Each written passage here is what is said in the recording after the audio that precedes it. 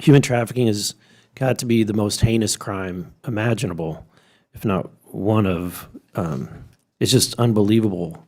I mean, it's not exactly a topic you want to talk about every day, but it's important. It's one of the most important things we can and should be doing. And so I'm glad that we're having this hearing. I'm also really somewhat inspired by the innovative things that you all are doing to kind of approach this and this issue, which is fantastic. So I wanted to hear from you today a little bit more about what's working and what's not working. And I'll begin by asking a question of Mrs. Snow. Can you walk me through what your AI process is and how does it identify a potential trafficking case? Absolutely. Thank you so much for your question.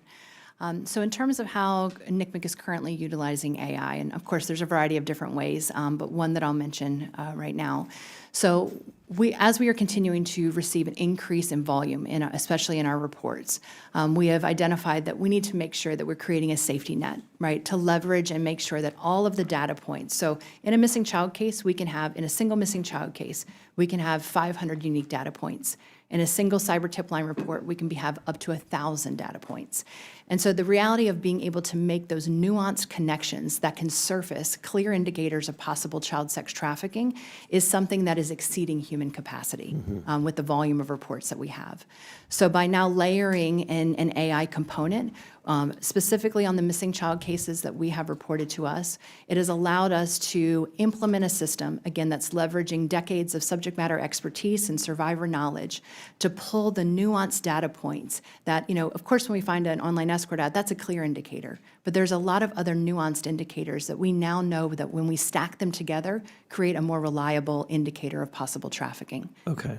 So are you also pulling data from, say, like Amber Alerts or any of the data that's gathered from any kind of child abduction? So if there was a situation where we identified within a family abduction or a child abduction case that there was likely indicators of trafficking, that would be, of course, a part of that process. Okay. Let me ask you this. Why do these traffickers, apparently from your written testimony, you said that they are often on the open web. You would think that they would be doing this on the dark web.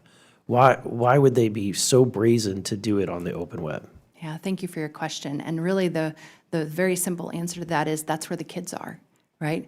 Traffickers are going to be in places where they can have access to children and where they can begin to identify the vulnerabilities that those children are sharing that allows an entry point for a trafficker to then take advantage of that. So I'm a father of 2 daughters.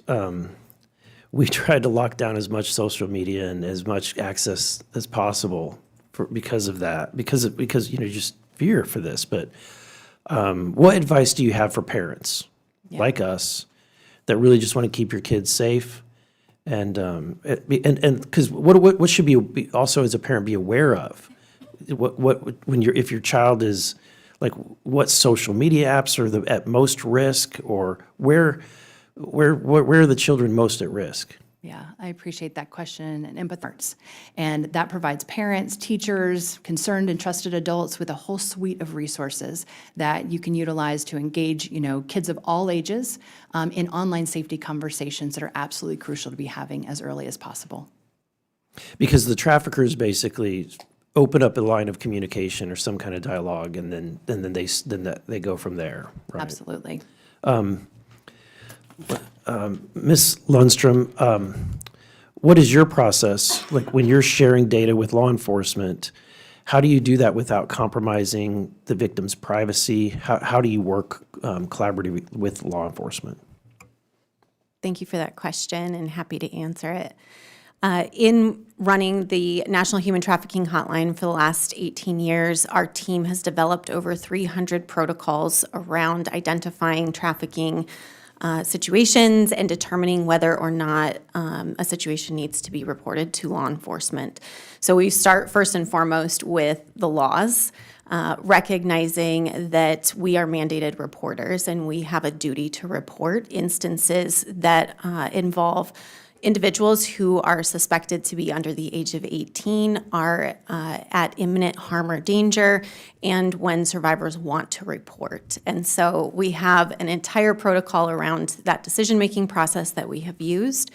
And it's very nuanced. That sounds very simple, and the reality is that it isn't. So one of the examples that I like to share to give a little bit more context to that decision is, what if we have a survivor that calls in on behalf of several other survivors, and we're able to get the caller's consent, but we cannot confirm if the other survivors who are maybe all over the age of 18 want to report to law enforcement as well.